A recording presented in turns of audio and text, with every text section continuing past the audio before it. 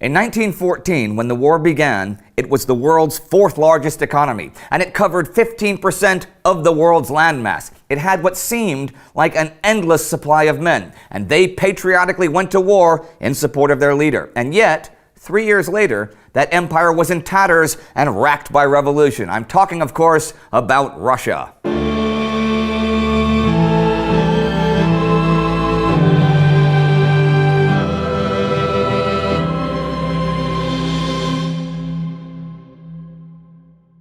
On the 23rd of February 1917, thousands of women took to the streets of the Russian capital, Petrograd, to mark International Women's Day and protest over bread shortages. The next day, they were joined on the streets by workers and students carrying placards that read, "Down with the Tsar." Troops ordered to put down the disorder mutinied and joined the protesters instead. Tsarist officials were arrested. Prisons and police stations were attacked. Emblems of Tsarist rule smashed and burned. The government had lost control of the capital. The Tsar was told by his ministers that order could only be restored and Russia saved from military defeat if he gave up power. So, on the 2nd of March, Nicholas agreed to abdicate. In just 10 days, 300 years of Romanov rule had come to an end.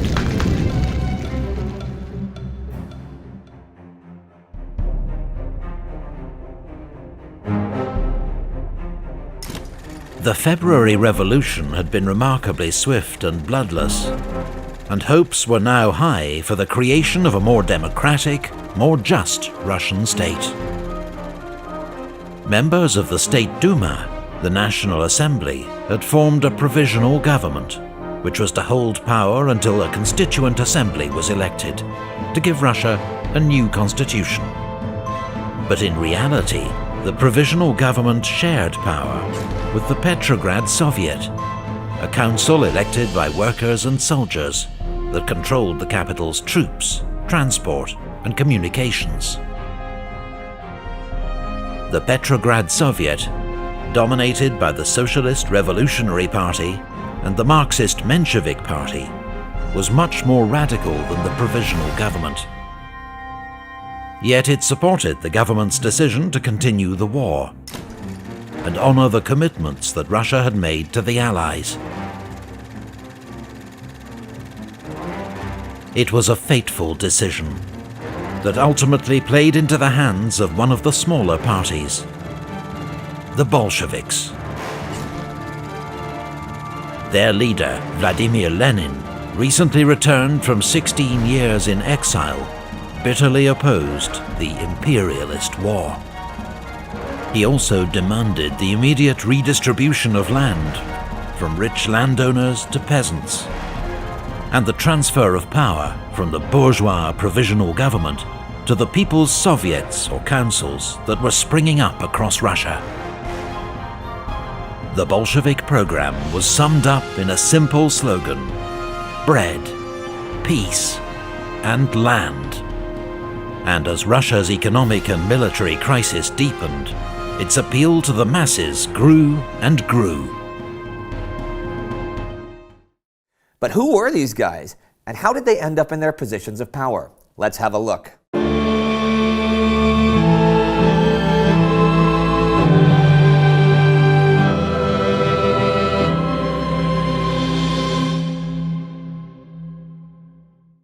Leon Trotsky was born Lev Bronstein in what is now Ukraine in 1879. His father was a wealthy landowner, so Lev had an expensive education and was a model student. He was ambivalent towards politics until he met members of the People's Will Party, a radical organization that was behind Tsar Alexander II's assassination.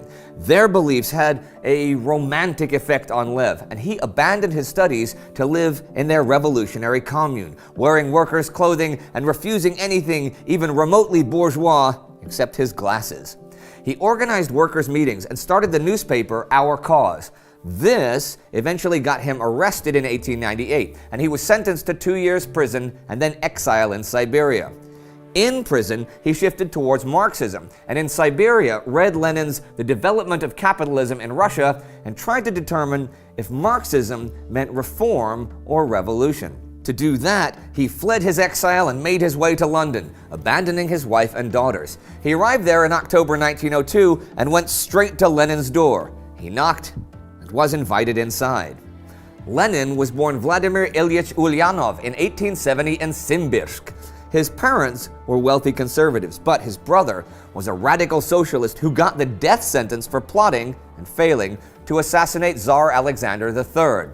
Lenin studied law at Kazan University, but his real interest was the socio-political theory of Marxism, and he spent his time engaged in discussions about class struggle and the future of capitalistic society. Unlike many, he did not believe that agrarian society would lead the inevitable revolution. He also thought that Germany and its powerful social democratic movement was the prime target for proletarian uprising. In 1893, he moved to St. Petersburg and illegally printed his first Marxist publications. Then, financed by his mother, he visited Marxists in Zurich, Paris, and Berlin to discuss their theories. Upon his return to Russia, he was arrested and sentenced to a 3-year exile in Siberia. In 1900, he left Russia with plans to raise money for a Marxist newspaper called Iskra, the Spark. From Switzerland to Munich, and then to London he went, where Trotsky one day knocked on his door. Lenin was taken by Trotsky's fervor and knowledge and gave him a job on Iskra's editorial board, writing political articles and editorials. The main goal of Iskra's involvement with the Russian Marxists was to call a second Congress of the Russian Social Democratic Labor Party and to restructure it with Lenin and the other editors at its head. Lenin was already showing autocratic ambition, which Trotsky did not approve of. He thought many would fear Lenin's dictatorial course and strict party discipline, and it would alienate people on both the left and the right. The Congress, held the summer of 1903, proved Trotsky right, as the Russian Marxists split into Lenin and the Bolsheviks and the Mensheviks, with whom Trotsky sided. The Mensheviks believed the working classes needed guidance, but not a leader. The political situation was accelerating rapidly at the time, and civil unrest was shaking Russia. From Finland, Trotsky aimed to agitate the workers into laying down their tools and uniting to turn St. Pete into a revolutionary camp. Lenin called for violent revolution. During the general strike of October 1905, following Russia's defeat in the Russo-Japanese War, the Mensheviks formed the Petrograd Soviet with Trotsky as vice chairman in absentia. The 1905 revolt had the potential of turning into a socialist revolution, but the liberal reformers prevailed. Fast forward to Russia's February Revolution in 1917. Now, if you want to learn more about the situation in Russia between 1905 and 1917, check out our special episode. The link is in the description below. Anyway, many socialist organizations could emerge from the shadows, and many political figures could return from exile abroad. The Mensheviks and the SRs, Socialist Revolutionaries, began taking over the Soviets, councils. The Mensheviks were the strongest party in the Petrograd Soviet, and they called for a peace from the World War with no annexations. The Bolsheviks appeared on the scene in March and wanted to radicalize the whole socialist movement. So the Mensheviks wanted liberal reform, and the Bolsheviks wanted violent revolution, though they both wanted peace, right? The failure that summer of the Kerensky offensive destabilized Alexander Kerensky's government, and the political scene was swinging to the left. Trotsky had joined the Bolsheviks despite his disagreements with Lenin, and the SRs started splitting into left and right, with the left SRs allying themselves more and more with the Bolsheviki. However, the unsuccessful Bolshevik attempt to take over the government during the July days further divided the socialists. It also got Lenin branded a traitor, and he was forced to flee to Finland since the Kerensky government wanted him dead. He left Trotsky in charge.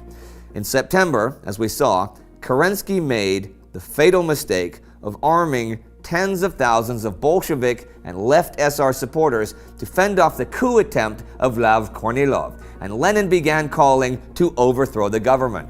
By the end of October, the Military Revolutionary Committee was formed, and days later, the second revolution of the year was a fact. On the 25th of October, the Bolsheviks made their move.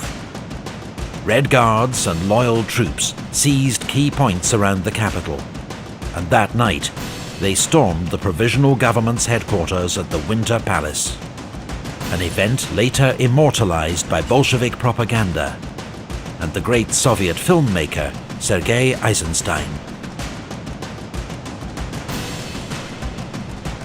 Kerensky fled the city at the last moment, narrowly avoiding capture. And the next day, at the Second All-Russian Congress of Soviets, Lenin announced the overthrow of the provisional government. Lenin had a pretty clear vision of what he wanted to achieve and what kind of government he wanted to lead. Faced with a choice of joining a coalition with the other socialist parties and being a minor voice inside a multi-party government, or actively destroying any compromise in ideology, he chose the latter. The Bolsheviks were on an all-or-nothing course. Without Lenin, they would not have emerged as powerfully as they did. He was convinced that he was the revolution, and should he fail, the revolution would too. He was probably right. However, had Trotsky and the left SRs not supported Lenin at the crucial moments, the Bolsheviks may well have been a minor party in a coalition. And it was Trotsky who organized the takeover of Petrograd while Lenin feared for his life. But when Trotsky held power, he ceded it to Lenin. For Trotsky, the revolution was everything, not personal power, and he exchanged power for acceptance into the Bolshevik ranks. As for the Brest-Litovsk Treaty, new research from unpublished records show that Germany funded Lenin and the Bolsheviks more than previously believed. And by the end of 1917, Lenin and Germany shared common interests, dissolving the Russian army and peace on the Eastern Front. For Germany, this is obvious. But for Lenin, the army was an element that could be dangerous in the future. Germany had an interest in Lenin and the Bolsheviks staying in power, and may have been Lenin's strongest allies, recognizing no other negotiating partners for the treaty. Most of the other Russian socialists, though, including Trotsky, disagreed with Lenin's desire for peace, but they could not deny that the Russian army pretty much only existed on paper by then. But it was also pretty much their hands-on agitation and their intense propaganda in November that had sent the army home. Lenin ignored the calls for the peace to be negotiated in a neutral country. He thought that with all the international socialists, he would not be able to convince his party of peace. Many of them believed that the world revolution would emerge if the German workers realized their leaders had fought the war for territorial gain. So they favored a peace without annexations. If Germany refused such a peace, then the revolution would begin, and a revolutionary war might destroy the Bolsheviks in Russia, but it would start a world revolution. Trotsky conducted the peace talks, not just as foreign minister, but as someone who had taken no money from the Germans. He was told to delay the talks as much as possible, since revolution was on the horizon. In mid-January, Germany laid down terms that would take 150,000 square kilometers of Russian land. The Petrograd Soviet was mad as hell. Many voted for war, others walked out. In the Moscow Soviet, only 13 people supported Lenin. 400 voted for war. Lenin was losing control because the idea of betraying the international revolution drove many into opposition. Trotsky floated the neither war nor peace idea, which might at least buy time to organize the Red Army. He got a lot of support. Lenin then changed his rhetoric. He no longer spoke of peace, but asked for a respite, arguing that a treaty was just a piece of paper they could tear up whenever, and war with Germany would come when they were stronger. Well, we saw what happened when Germany reignited the Eastern Front because of the stalled negotiations. They were virtually unopposed in the field and could march pretty much straight to Moscow if they continued. On February 24th, the Russian government voting whether to accept a peace treaty took place. Many from the left could not vote against their principles. Many were seen crying as they voted for peace, but Lenin got his majority. But no one wanted their signatures on the treaty. Trotsky threatened to resign. Finally, Grigory Sokolnikov agreed to do it. Lenin kept the conditions of the treaty a secret until March the 7th, when he spoke again. Russia lost 780,000 square kilometers, 56 million people, 2/3 of coal, iron, and steel production, 40% of the workers, the ideological base, were gone. But he said that the treaty was the only way to save Russia and their revolution. In the end, Lenin alienated most of the revolutionary Bolsheviks, provoked an Allied intervention, and gave Germany huge chunks of territory. Transcaucasia was lost. Ukraine, the breadbasket, was lost. If Germany won the World War, Lenin claimed, they would not honor the treaty anyhow, and a revolutionary war would follow. If Germany lost, then the agreement was void and the Allies would intervene. Either way, major war was coming and an army needed to be created. What was already there was famine, starvation, and the beginnings of a civil war. The following months saw the Bolsheviks consolidate their hold on power, while fighting a brutal civil war against counter-revolutionary, or White Russian, forces who had foreign support. Some whites hoped to put Tsar Nicholas back on the throne. After his abdication, Nicholas and his family had been held under guard at Tsarskoye Selo, outside Petrograd, where they occupied themselves with gardening and other diversions. In summer 1917, the family was sent to Tobolsk in Siberia, where they lived under house arrest in the governor's mansion.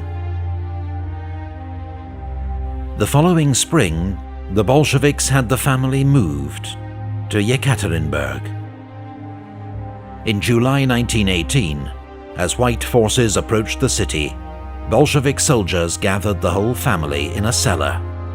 The Tsar, his wife, their son Alexei, their 4 daughters, Olga, Tatiana, Maria, and Anastasia, as well as 4 servants, and executed them all.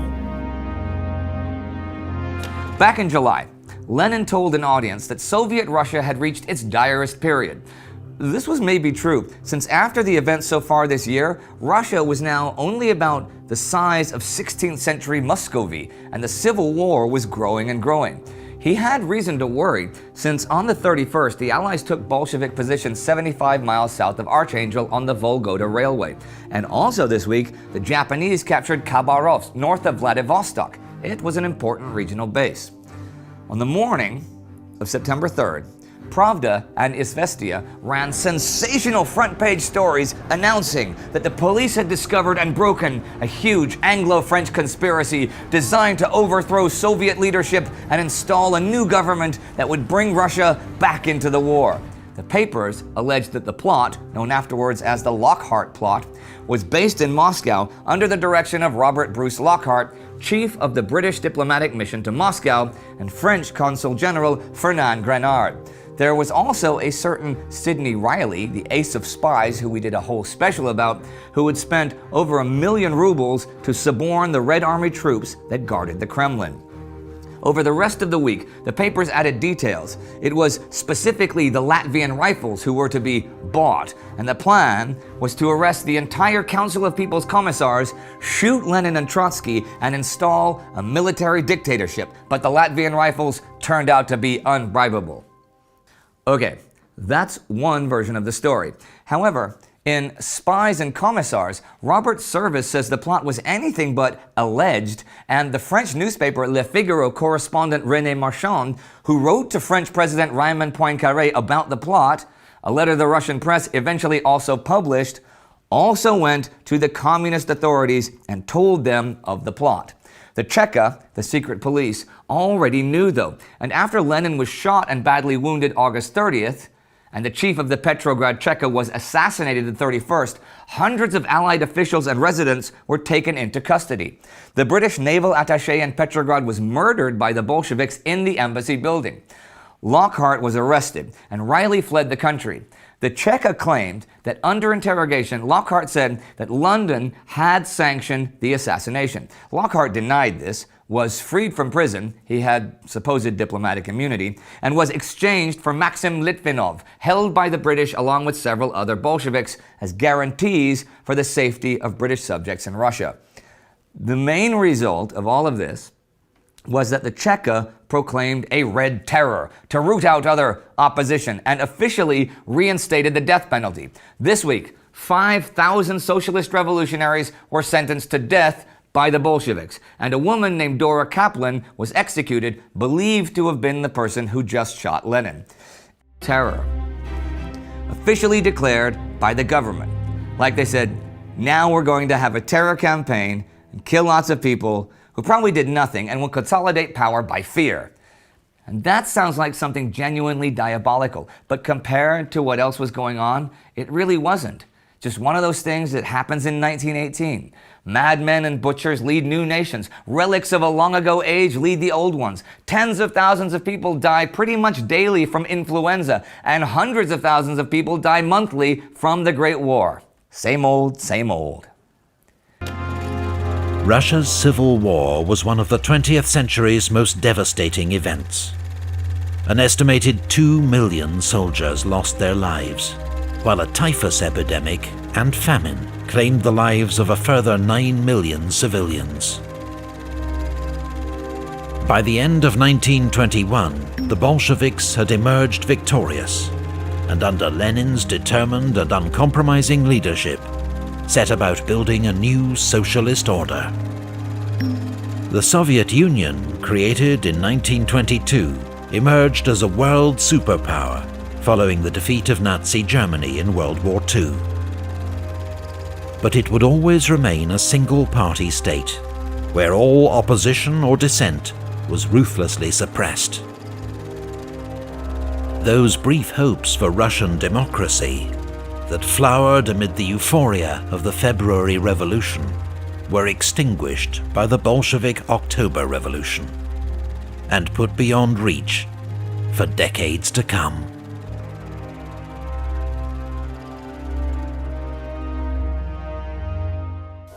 Vladimir Lenin died on January 21st, 1924, at his dacha in the village of Gorky, just outside of Moscow, where he spent the final years of his life recovering from a series of strokes. At the time of his death, Lenin was already a legend for millions of people who embraced the idea of liberating the poor around the world in a series of socialist revolutions. Even those who disagreed with his ideology respected him. British Prime Minister Winston Churchill said that Lenin's purpose was to save the world, his method to blow it up. Lenin was the grand repudiator. He repudiated everything. He repudiated God, king, country, morals, treaties, debts, rents, interests, and the laws and customs of centuries. He alone could have found the way back to the causeway. The Russian people were left floundering in the bog. Their worst misfortune was his birth, their next worst, his death. When they seized power in Russia, the Bolsheviks turned violence into a state policy, routinely resorting to what they termed Red Terror. They liquidated all other political parties and persecuted dissidents on a mass scale. The Bolsheviks waged a civil war to seize control of the country that pitted brother against brother in battle. The ruthless expropriation of grain from farmers to feed their Red Army led to a mass famine in the country that killed millions of people.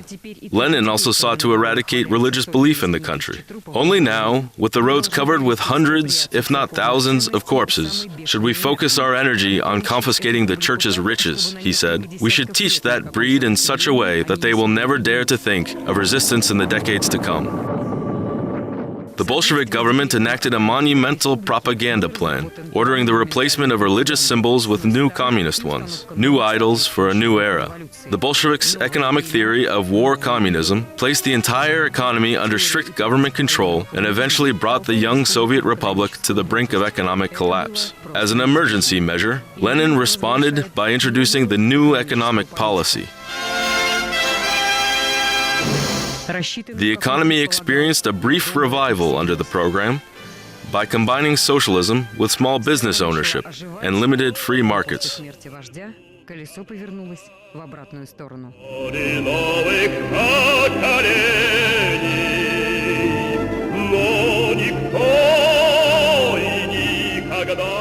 After Lenin's death, however, the screws were tightened as Joseph Stalin maneuvered his way into power and reversed Lenin's policy.